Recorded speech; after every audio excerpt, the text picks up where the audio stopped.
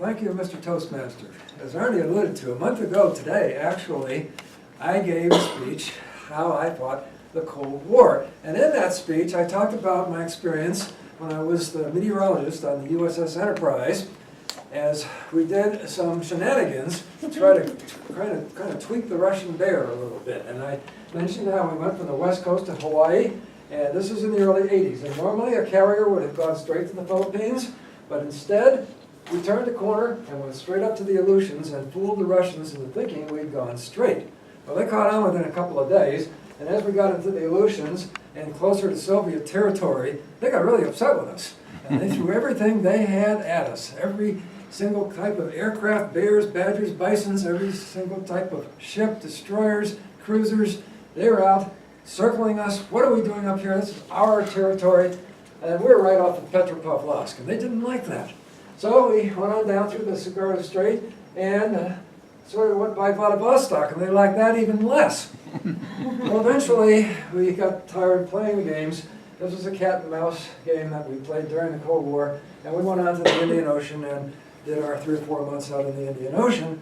And on the way back, we said, let's try this again. Or more correctly, the people in the Pentagon said, you didn't do it very well last time. You're going to do it again. And the big problem that we always had was to try to find the Russian submarine that was tailing us. Now, the Russians were really quite good at hiding submarines in the ocean, and we really weren't that good at finding them. So the game was to try to find the Russian submarine and worry about all the planes and the ships that they sent after us as well. So after about 3 weeks in the Philippines to kind of regroup after our Indian Ocean stint, we went north, and this time it's March. On the way over, it was September. This time it's March, and we're all heading into colder water and colder air and worse weather, and we're moving into the East China Sea, and again up into the Sea of Japan, where we engaged with the South Koreans with an annual exercise called Team Spirit that gets North Korea upset every year, and they didn't get that upset that year. But as we got up there, we expected a lot of interest from the Russians. And we looked around, no planes, no ships, couldn't find a submarine. Because where are the Russians? So we had 2 problems to deal with here on our way east of the Russians by doing this as one of the reasons.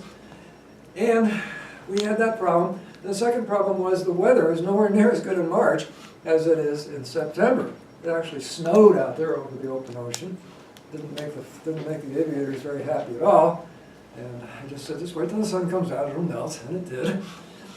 But we had issues as we went along. And again, we got up and exercised in the Sea of Japan, and no Russians. Up off of Vladivostok, where are the Russians? They're not there. Went through the Sakura Strait, came out here. Weather got really bad, cloudy, foggy, couldn't see anything, rained a lot. So just trying to find the time to be able to fly off an aircraft carrier was an interesting problem in itself. But the big 3-carrier battle group exercise was designed in such a way that no 2 carriers would be flying at the same time. We took turns.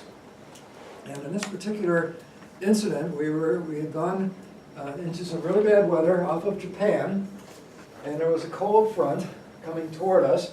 And as part of the exercise, the battle group turned around and headed back up toward, Soviet territory. We said, well, see if we can get some interest here. Well, the weather briefing in the morning, I had to do the weather brief for the admiral and the captain. First thing in the morning, it was 9 o'clock. And I knew we were going to be heading westward, so I figured eventually we'll get into the better weather on the other side of the front. So I briefed that when it was our turn to fly, at 8 o'clock at night, the weather would be fine, we'd be good. The weather would be dog-do all day long, but come nighttime, we'd be able to fly, no problem. Well, on an aircraft carrier, they actually believe what you say. It's not like TV. If it doesn't go right, they get rather upset. And so about 7:45, over what we call the 1MC, which was the ship's broadcast system that went throughout the ship, came a voice. Meteorologist to the bridge. That's never good news. I tailed up to the bridge, and the captain is there on the bridge, and he's scowling at me, And the weather outside, it's still foggy, it's raining, and we're supposed to start flying at 8 o'clock. And I knew we were getting close to getting back through the front where the weather was better. He said to me, "You told me this morning that it was going to clear up, we're going to be able to fly. How am I supposed to fly in this? I can't fly in this." And I said, "Captain, I still have 15 minutes. At 5 minutes to 8, we broke through the front. The skies cleared. I was golden after that. But there was still a problem. No Russians. What was going on? We went through this whole 3-carrier battle group exercise without any interest whatsoever from the Soviet Union. And we didn't know why at the time. And later in the news, we found out.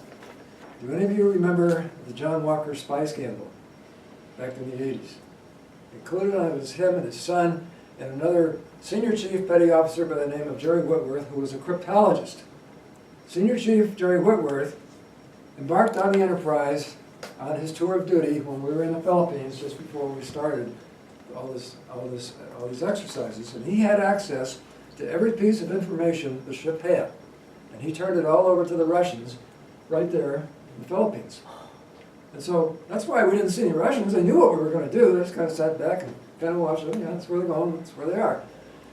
And fortunately, all these people are in jail at this time, and I hope for the rest of their lives, because they caused immense damage to our national security at the time. So this is certainly a cruise that I will never forget. Not only because things didn't go according to the script, not only because sometimes they actually got the weather right, but we really did literally get sold down the river. And it was certainly embarrassing. It made the news, and it dampened down an otherwise excellent cruise. So I hope you enjoyed the story, because every bit of it is true.